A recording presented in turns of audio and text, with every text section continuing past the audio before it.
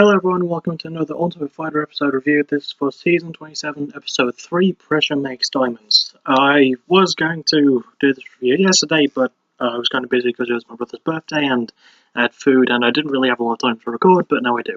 So we're just going to get right to the episode and we start off with the first parts of it, basically. Delaney Perry, I hope I'm saying his name right,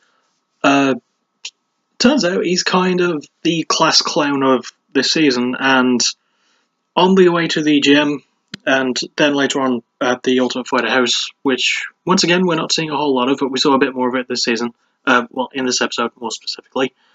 Perry started, talking a lot of crap, basically as a joke, and most of the other fighters saw it as a joke, but Jose Martinez, who was one of the people fighting in this episode, did not take it as a joke, which is weird because I'm pretty sure that him and Perry are on the same team. I'm going to have to look at that really quickly, hang on. Yeah, they're both on Team Miocic. So, that's the whole thing. But yeah, Perry just kept running his mouth, and even when it was back at the house, Martinez called him out on it, and they started arguing a little bit back and forth. It wasn't anything serious. Then Jay Cuccinello, who is from Spain but has a very British-sounding accent. We're going to find out more about that in the next... so I spoiled it. He's one of the fighters in the next episode along Bryce Mitchell. Spoilers. I mean, you're getting spoilers anyway for watching this, so... Anyway, yeah, back to what happens. So, Perry and Martinez started trading back and forth barbs and so on and so forth, and Cuccinello stepped in as the mediator and asked them to squash it, and they did, and it was a good thing. And, yeah, it was just really, really cool to see. Then we have the fighters of this episode, Jose Martinez Jr. and Luis Pena.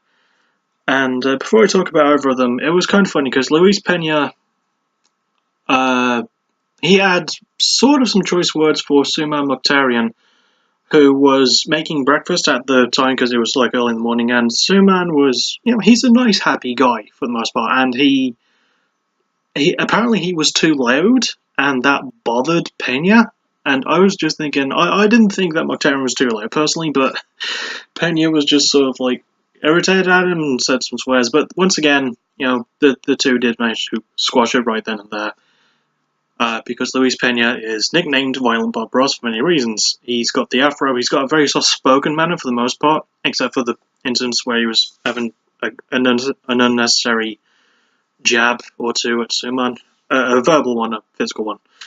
It was kind of weird, but yeah, Pena, we find out, was born in Italy, but he immediately moved to the United States and lives in a relatively small town.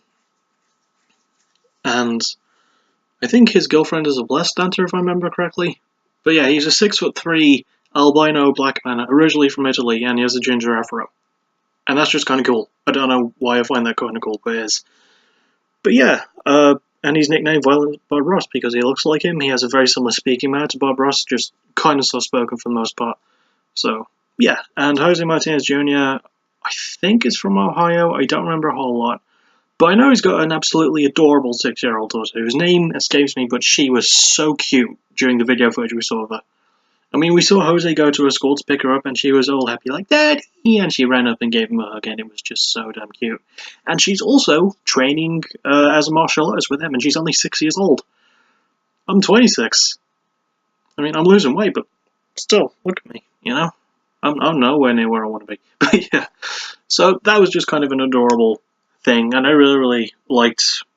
I like seeing the Ultimate Fighter cast members' kids, just... something nice to go back to. I like seeing their kids, their parents, their brothers, sisters, girlfriends, family. Basically anyone. Boyfriends in some cases as well for female fighters. So, yeah. Just enjoyable. And then, we had the... Oh, no. Something else I remembered. It's not brought up on the Wikipedia because, as you know, I use it for reference. But Luis Pena... while training or striking for the Team Cormier training session, because he's part of Team Cormier, he complained about the gloves he was using.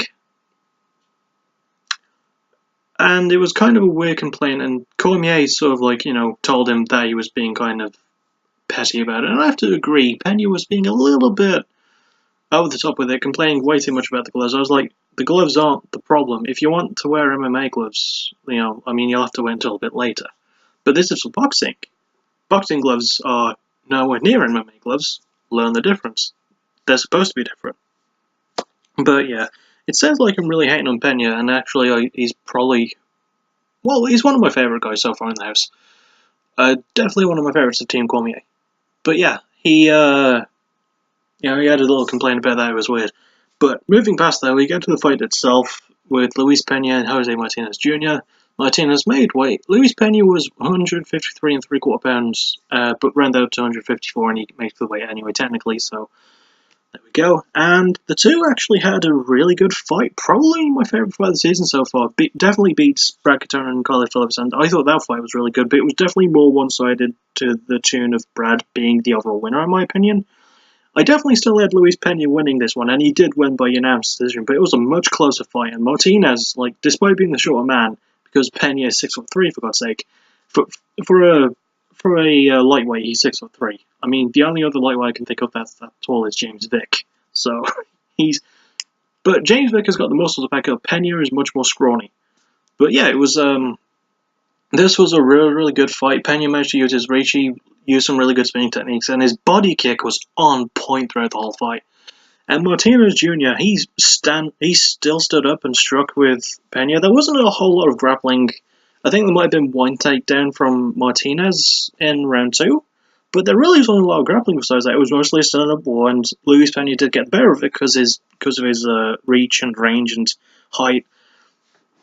And he landed with some pretty good shots. I mean, definitely, Pena's face looked completely untouched by the end of it, and Martinez had a couple of bruises and a cut on his nose, I think, right across the bridge. So, yeah, Martinez definitely came out looking worse, but he showed a lot of heart. He really, really surprised me with just how tough he is.